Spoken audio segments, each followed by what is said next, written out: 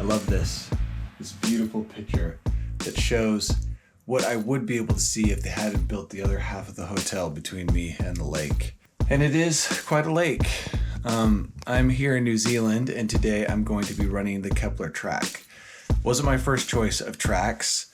I wanted to run the route burn track, and I actually did run half of it the other day, but my original plan was to run the Milford and the route burn. However, my shuttle driver, he called me on the way up to the airport to tell me that he couldn't go to New Zealand because he didn't get a visa.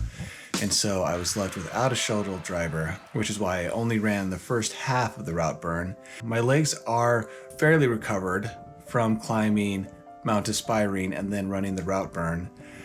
But there is this weird pain when I go downstairs that is very shocking. It's not like a kind of go to the hospital kind of pain. It's one of those pains where you're like, I need to take a break.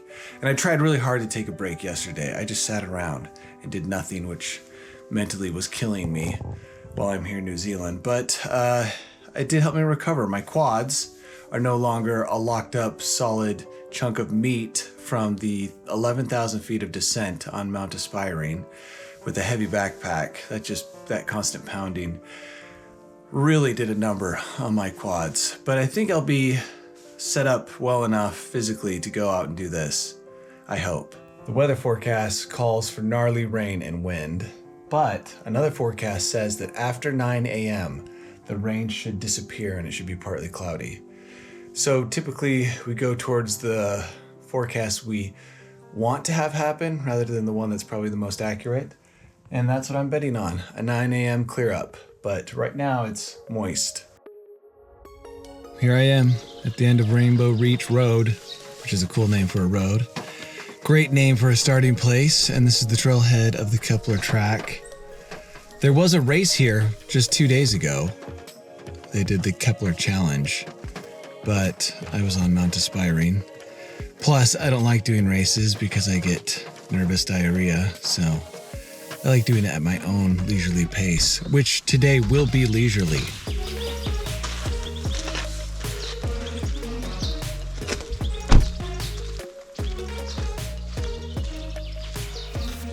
This is always a reassuring sign when starting a 10-hour run and leaving your fully loaded car abandoned with tons of camera and computer gear.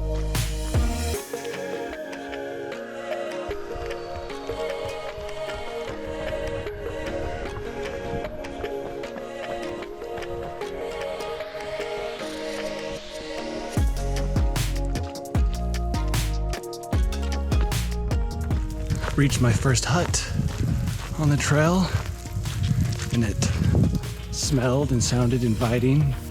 People were gathered out of the rain, telling hilarious stories, probably, embracing and hugs and high fives. The trail is cold and lonely. Also got to a beach where I could see some mountains with a dusting of snow. Makes me think that the pass I have to climb will have snow on it.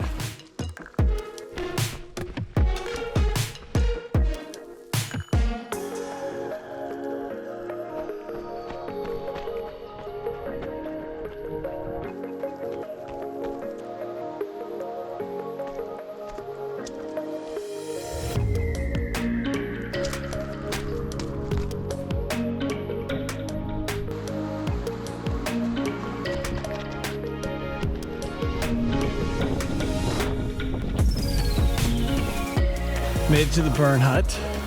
I guess these huts get pretty much booked up quickly and supposedly cost a lot of money now, according to all the chitter chatter I read online. So I'm not staying there. Anyway, I don't like staying in huts unless they serve Italian pasta and Cokes. I'm at mile 14. I do kind of have a speed I'm trying to go, and that is 4 miles an hour. I know that sounds like a snail's pace, but when you're filming, it actually requires you to constantly pay attention to your speed. So far I'm maintaining. I've got a little buffer, but if I can keep that up, that'll take 9 hours to do this whole loop, and while, a couple hours short of the record, it's definitely a speed I'll be happy with if I can get some decent footage as well. The rain is on and off, the sun is in and out. Just like the lady at the hotel said, 4 seasons in one day.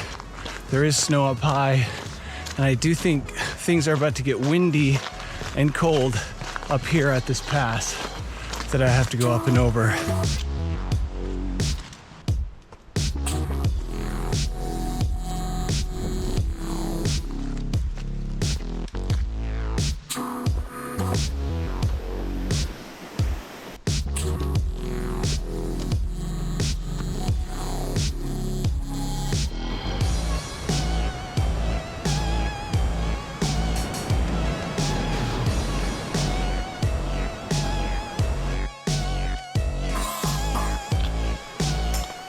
Well, it's snowing.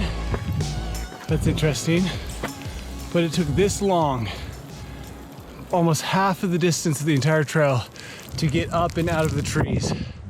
And now that I'm out of the trees, the view is just stupendous. It's really gotten a lot better. Actually, I think I might go back into the trees, which I was just waiting every step to escape. But I might go back into the trees and put on my waterproof pants and my gloves and stuff, because I'll be exposed up on this ridge. But yeah, out of the trees. Only took 18 miles of walking in the forest.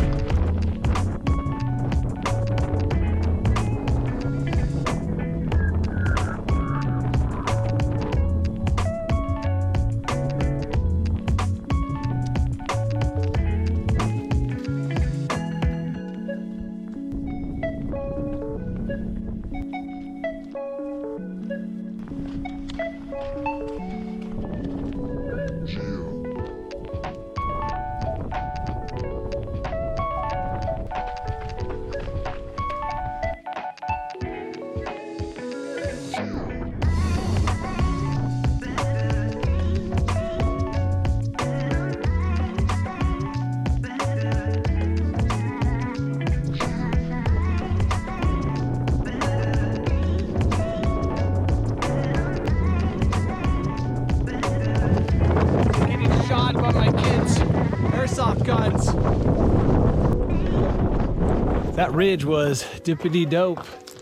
Honestly, made this whole thing 10 times more awesome, even with the snow and the wind, which gave this a little bit of adventure flavor.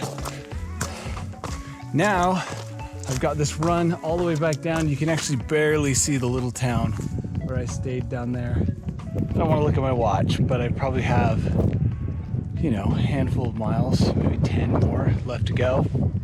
Yeah, now it's just a big descent and then a grind along the lake shore.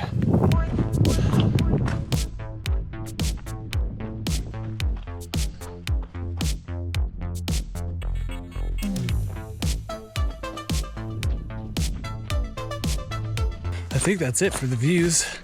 I'm probably back in the trees until I get to my car. So maybe I'll put my headphones in and just grind away.